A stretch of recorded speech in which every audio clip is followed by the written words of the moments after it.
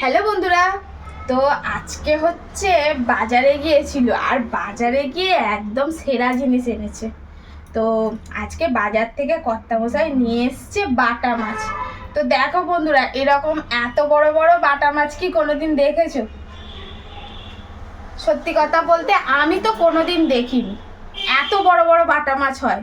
তো আমি তো দেখেই অবাক, বাটা মাছগুলো এত সুন্দর। তো বাটা মাছটা দেখে যে কি করব ভাবছি। সাধারণত বাটা মাছ দিয়ে পাতলা ঝোল খেতে ভালো লাগে, তো আজকে এত বড় বড় বাটা মাছ দেখে আমার কিন্তু খুব ইচ্ছা হচ্ছে যে এই বাটা মাছের একদম সিম্পলভাবে আমার বড় মা, মানে আমার হচ্ছে বাবার মাসি, তো উনি ঝাল করতো, ঠিক আছে? ওই ঝালের স্বাদটা না মুখে লেগে আছে।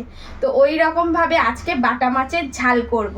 তো কিভাবে করব তোমাদের সঙ্গেও একটুখানি শেয়ার করে নিই। আর সত্যি বলছি, তোমরা কে এরকম এত বড় বড় বাটা মাছ দেখেছো কি এত বড় বড় দেখোনি, প্লিজ কমেন্টে কিন্তু জানিও। তো চলো শুরু করি। আর বাটা মাছটা কিন্তু আমি ভালো করে ধুয়ে এনে আর এখানে লবণ আর হলুদ মাখিয়ে রেখেছি। তো এখন ভাজতে শুরু করে দিই, চলো।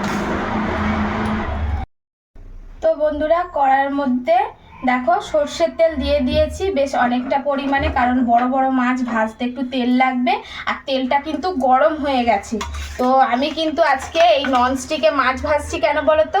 যে মাছটা এত বড় বড় না, তো এখানে ভাজলে সুবিধা হবে। তো এখন এই মাছগুলো এর মধ্যে একটা একটা করে দিয়ে দেবো। তো দেখো কত বড় বড় বাটা মাছ, সত্যি কিন্তু আমি এর আগে দেখিনি। তো এখন মাছগুলো ভালো করে ভেজে নেব।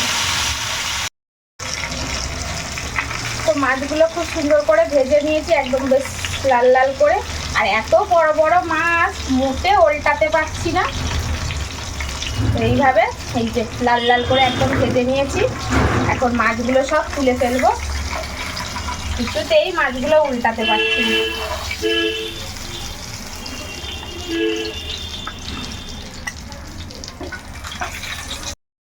এখন এই কড়ার মধ্যে মাছ ভাজার তেল অনেকটা আছে, তো আর তেল লাগবে না। এই তেলেই আমি এখন দিয়ে দেবো পেঁয়াজ, সাথে দিয়ে দেবো একটু কাঁচা লঙ্কা। তো এখন এই পেঁয়াজ আর লঙ্কাটা একটু ভাজা ভাজা করে নেব। তো পেঁয়াজ আর লঙ্কাটা বেশ সুন্দর করে ভেজে ভেজে নিয়েছি। এখন এর মধ্যে দিয়ে দেব একটু টমেটো। তো টমেটোটা দিলাম। আর টমেটোটা কিন্তু আমি খুব সরু সরু করেই কেটেছি, যাতে চপ করে টমেটোটা গলে আসে। তো টমেটোটাও একটু ভালো করে এর সঙ্গে কষিয়ে নেব। এখন এর মধ্যে দিয়ে দেব স্বাদ মতন লবণ,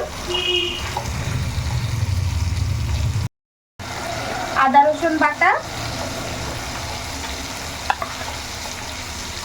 আর জিরে বাটা। এখন এটা আবার একটু এর সঙ্গে কষিয়ে নেব। তো আদা রসুন জিরে একসঙ্গে ভালো করে কষিয়ে নিয়েছি। আর দেখো টমেটোগুলোও খুব সুন্দর গলে গেছে। এখন এর মধ্যে সমস্ত মশলাগুলো দিয়ে দেব। এখন দেব হলুদ, 1.5 চামচের মতন হলুদ দিয়ে দিলাম। 1 চামচের মতন লঙ্কার গুঁড়ো। তো এখন এটাও আবারও একটু কষিয়ে নেব। তো মশলাটা দেখো খুব সুন্দর করে কষিয়ে নিয়েছি, একদম তেল ছেড়ে ছেড়ে এসছে। তো এই মশলাটা কিন্তু একটু ভালো করে কষতে হবে, একদম গ্যাসটা আস্তে দিয়ে জোরে দিয়ে মশলাটা বারবার একদম আস্তে একদম জোরে এরকম করে বারবার দিয়ে দিয়ে এটাকে কষাতে হবে। তো যতক্ষণ না এই যে তেল ছেড়ে আসবে ততক্ষণ পর্যন্ত মশলাটা কিন্তু কষিয়ে যেতে হবে। আর মশলা যদি না ভালো কষা হয় কিন্তু রান্না বান্না কিন্তু ভালো হবে না। তো আমি বেশ মিনিট 5 ধরে মশলাটা কষিয়ে নিয়েছি। এখন এর মধ্যে দিয়ে দেব জল। তো জলটা খুব বেশি লাগবে না।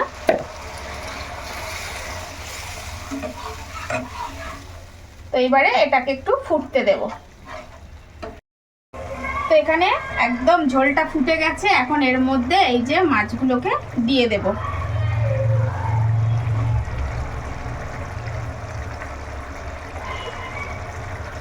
তিনটে মাছেতেই কড়াতে আর ধরছে না, এত বড় বড় মাছ।